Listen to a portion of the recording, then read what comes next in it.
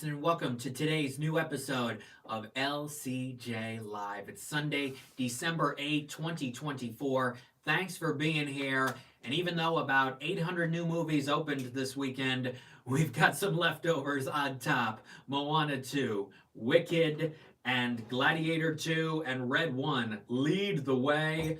One other new movie sort of beat Red 1. We'll talk about that in a minute. And what a weekend for Timothee Chalamet. I screened his new Bob Dylan film, A Complete Unknown, on Friday night. And then what a game day appearance, college game day on Saturday. And today, with the weekend results for the re release of Interstellar, stellar per theater average. And I think this time, 3 months from now, he could be an Academy Award winner. We'll talk about all of that and more coming up here on LCJ Live. As always, send in your questions and your comments. I've got Hey and Dorothy here with me. Moana 2 still on top, $52 million. It's at $300 million for Disney. It'll have another big weekend, I think, this coming weekend. And then here comes Mufasa, which will bring in a lot of Disney fans and families. Along with Sonic the Hedgehog 3 for Paramount opening the same day. That's going to get crazy for theaters over that Christmas to New Year's stretch. And then Dorothy's here with me as well, because did you hear that the Ruby slippers sold for $28 million? Oh my gosh, $28 million. That's crazy. I think I watched a story on CBS where they thought it was going to get to 10 million. It got to 28 million bucks, and the Wicked Witch's hat sold for 3 million. Amazing. Speaking of Wicked, it's in second, $34.9 million. It's up to $320.5 million for Universal. It's about to get onto that all-time top 10 list for Universal and to become the highest grossing non-Fast and Furious, non-Jurassic, and non-Illumination movie ever for Universal. It's going to beat Oppenheimer, which just became the champion in that category last year, and of course is the reigning Best Picture Oscar winner. Could Wicked be the next Best Picture Oscar winner? Still a little ways out, but with the Golden Globe nominations tomorrow and the Critics' Choice Awards nominations on Thursday, it could get very interesting. I have to submit my Critics' Choice ballot. I still have a little bit to watch, but I'm almost ready to go with my Critics' Choice ballot. We'll see who the nominees are for the Globes tomorrow morning, and then Critics' Choice Thursday. SAG nominations I don't think are until January, which is unusual. Usually it's before the end of the year.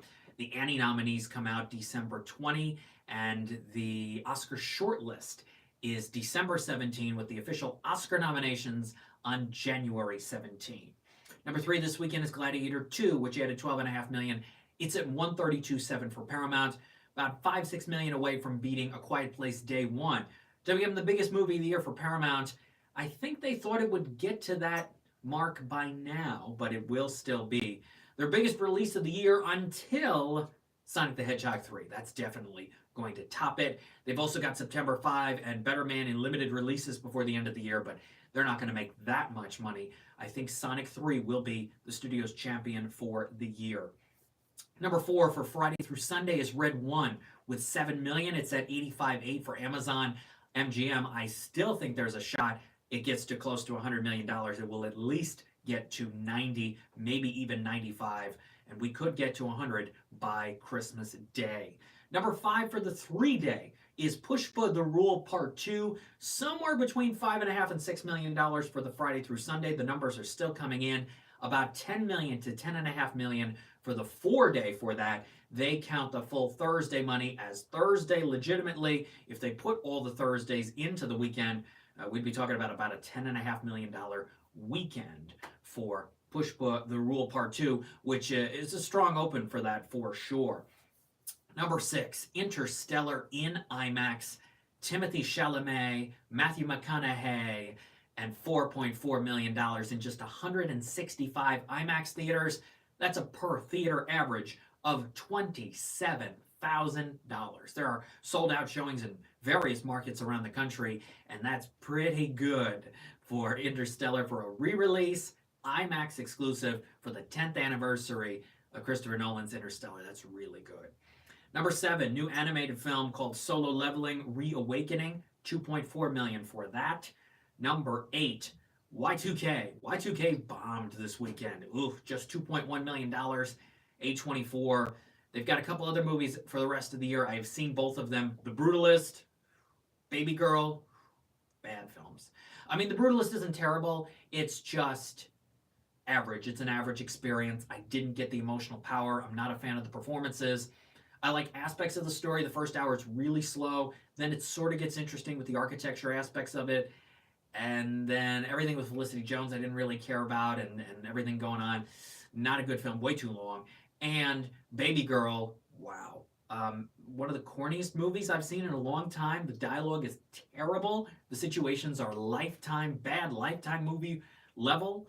It is really, like, people are going to be laughing through the whole thing. Baby Girl. Honestly, if she gets nominated for Best Actress, man, that's it's not a great Nicole Kidman performance. And I've seen a lot of good Nicole Kidman performances over the years, some that have been nominated, some that have not. She should have been nominated for Boy Erased, Destroyer. She was really good in The Lion. I didn't care for Being the Ricardos as much as I wanted to. She's given some other good performances. My two favorites still, Moulin Rouge and Bewitched. Number 9 this weekend. But anyway, yeah, Y2K just 2.1 million. Number 9, For King and Country's A Drummer Boy Christmas Live, also 2.1 million, added a little more earlier in the week to get to 2.6. And then rounding out your top 10 this weekend, a film still making money, and it will continue to do a little bit as we get to Christmas. The Best Christmas Pageant Ever. 1.5 million. It's at 34.5, and guess what? It's less than a million away from beating The Strangers Chapter 1 to become the biggest movie of the year for Lionsgate. Wow. After a so-so first half of the year and a lot of flops, to finish out the year for Lionsgate, their biggest movie. That's very interesting.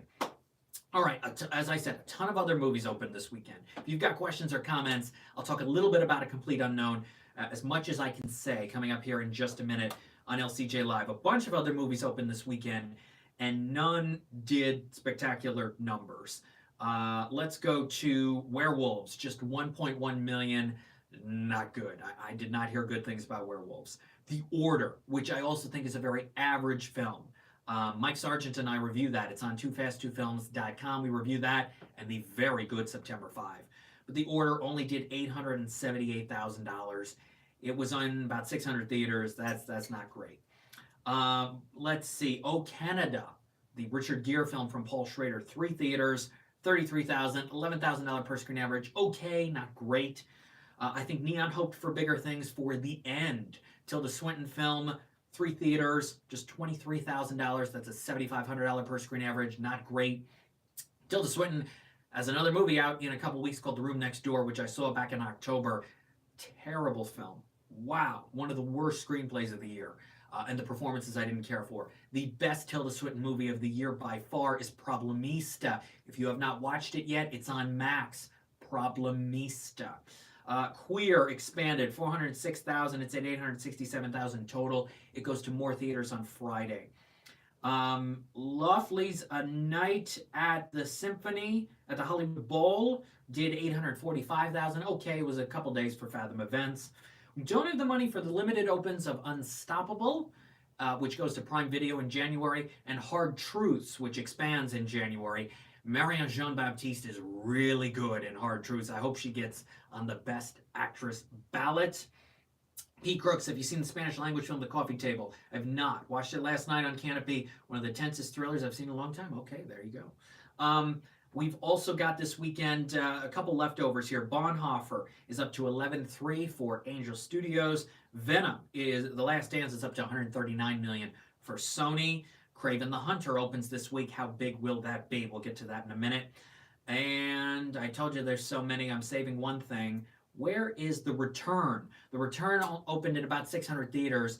Did even worse than The Order. The Return, $355,000. That's the Ray Fiennes, Juliette Binoche re-team that seemed to give away everything in the trailers. I haven't seen it yet, but I've seen that trailer. It gives away a lot.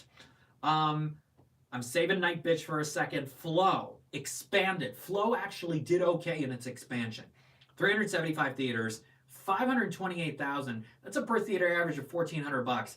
That's not terrible for a movie that continues to try to get itself out there. It's a smaller animated film, but it's winning these animated feature prizes. And I think DreamWorks thought that they had this in the bag with The Wild Robot winning animated feature off of the glowing reviews. Here comes Flo to say maybe an indie can take down a major studio. This Flo versus Wild Robot battle is legit. Inside Out 2 is still the side wild card. And then you've got Memoir of a Snail. You've also got Wallace and Gromit, which I think is a legitimate contender to be nominated. But this Flo Wild Robot battle is going to get really interesting as we go into the award season. Is it going to win the Oscar, says Pete Crooks? It could. It actually could. The reviews have been so good. I enjoyed it.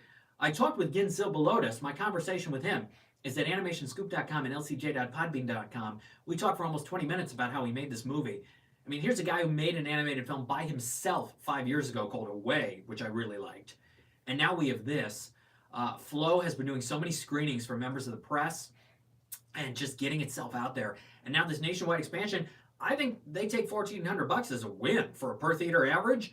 For an animated film, people will continue to find it. Everybody loves Cats, so not the musical, not the film adaptation of Cats from 2019. I'm talking about Cats in general. But I think they see the poster and go, wow, it's an animated film about cats. Maybe I take the kids.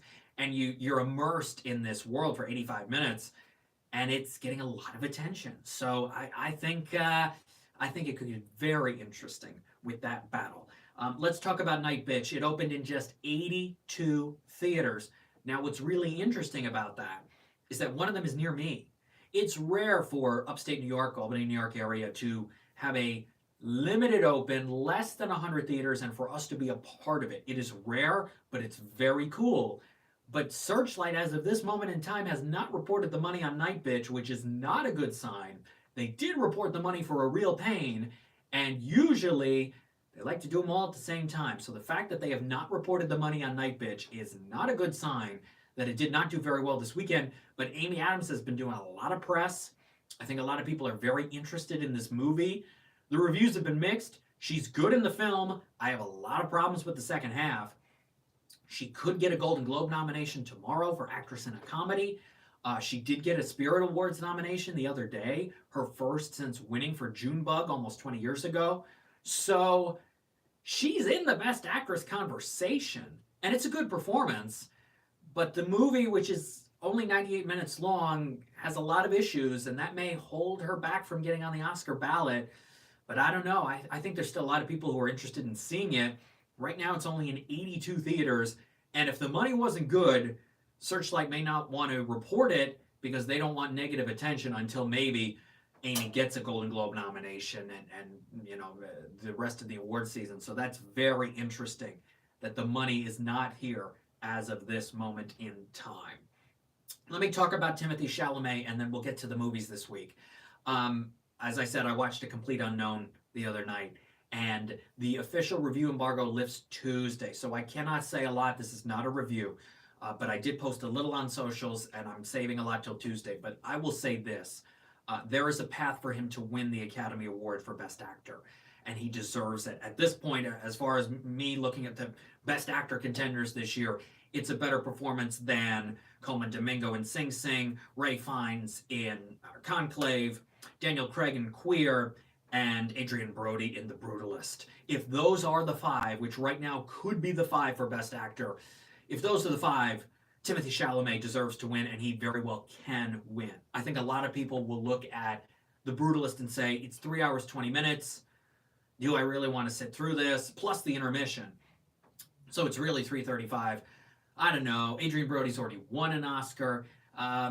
You look at Queer, which I think is a boring film, and some people may like it more than others. Sing Sing is a movie I think is highly overrated. Ever since I saw it in July, I went, wow, this is a pretty weak script.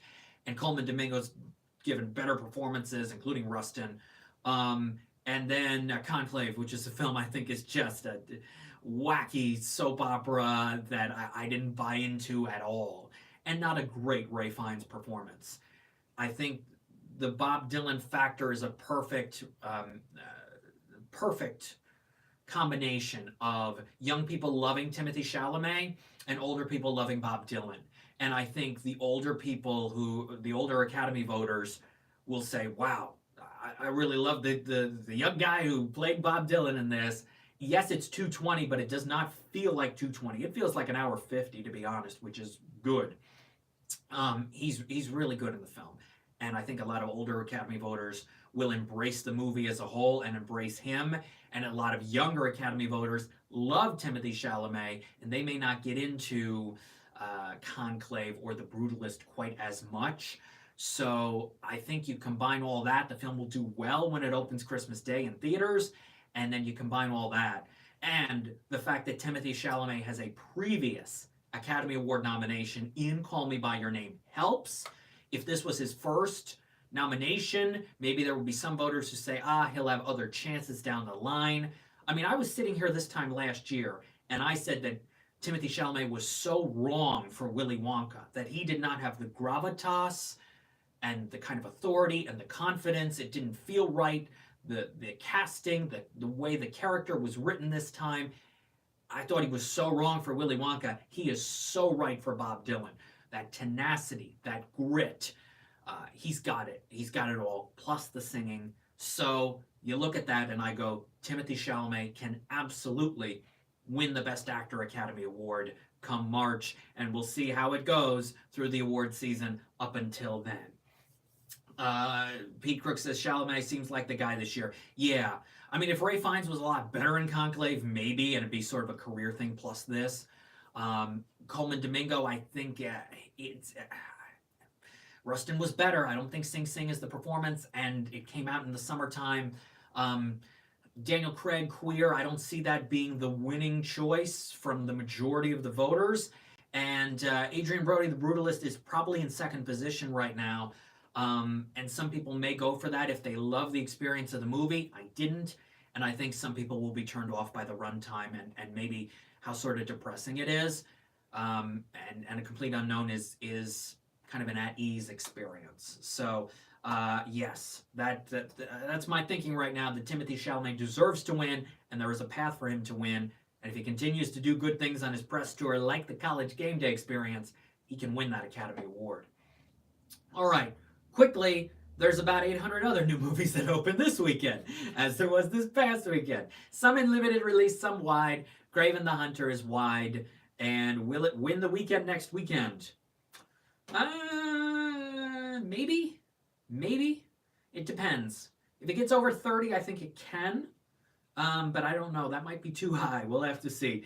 Lord of the Rings is a wild card. War of the Rohirrim, this animated Lord of the Rings film. I spoke with director Kenji Kamayama. That Q&A is at animationscoop.com. If the Lord of the Rings fans go, then this is going to do pretty well. The full review embargo lifts tomorrow. The social embargo has lifted, so I can say that it is action-packed. It's visually striking. And if you're a fan of the Lord of the Rings franchise, I think it gives you what you want out of an animated version, and the new characters and the feel of it. I think it gives you enough. So Lord of the Rings fans should be excited for this. Elton John, Never Too Late, the documentary that is so-so. It's on Disney Plus Friday. Nickel Boys is in select theaters Friday. A film that I like Anjanou Ellis-Taylor in. It's striking visual perspective, the cinematography getting a lot of attention. I think the film as a whole is okay, not amazing, but definitely unique, definitely some power to the story, and Anjanou Ellis-Taylor, one of the best actresses right now these last few years. This, King Richard, Origin, the Supremes movie, it was called The Supremes at Earl's All You Can Eat. She's given a lot of good performances in the last few years. Maria is on Netflix, Angelina Jolie. I didn't hate it as much as Spencer, but not a lot there. A little bit here and there, but not a huge fan of her performance. And the lip sync. I mean, Timothée Chalamet is singing in A Complete Unknown, and Angelina's lip syncing, and the mouths and the lyrics, nothing matches, and it's weird. Carry On is on Netflix Friday. I watched Carry On last night. I don't think I could say anything till Thursday. But Carry On is another airline thriller from the director of Nonstop, and it's got Taron Egerton and Jason Bateman, and I can't wait to say what I think of Carry On. The Last Showgirl is in select theaters Friday. The Pamela Anderson movie, Not a fan of that film. It has a lot of awkward scenes. Just kind of like what was the point of it? A lot of scenes where characters are kind of looking around and there's music behind them, and no, not much there. The Colors Within. It's an anime film coming to theaters Friday. I like this. It's going wide in January. I like the second half especially. It's about music. It's about friendship. It's about young people looking at their futures, and the second half of The Colors Within is pretty good. September 5, one of the best movies of the year. Limited release Friday, and it's a powerhouse film. It's a powerhouse. The performances, entire ensemble, everybody's great, gripping, thrilling, emotional. You love live TV like I do, you got to watch September 5. In select theaters Friday as well, The Day the Earth Blew Up, a Looney Tunes movie. I talked to director Pete Browngardt. That is available at lcj.podbean.com and animationscoop.com. The Looney Tunes movie that'll go nationwide Feb 28, but it's in select theaters Friday. For awards qualification, that's everything. That's it. That's today's episode of LCJ Live. Golden Globes nominations tomorrow, Critics' Choice Thursday. I got a little more to screen, and then I submit my Critics' Choice ballot. We'll break down the nominees on social media this week. More back here next Sunday, 12 p.m. Eastern on LCJ Live. We'll look at Kraven the Hunter and Lord of the Rings box office, and we'll look at these awards nominations, and we will preview Mufasa and Sonic getting ready to dominate the holiday season. For more, go to lights-camera-jackson.com, toofast2films.com, lcj.podbean.com, animationscoop.com. Subscribe to the YouTube channel. Thank you for watching. Like this video. We're back next Sunday. Have a good week. Fly, Eagles, fly. And let's get into this award season, baby. Woohoo! Take care. Bye-bye.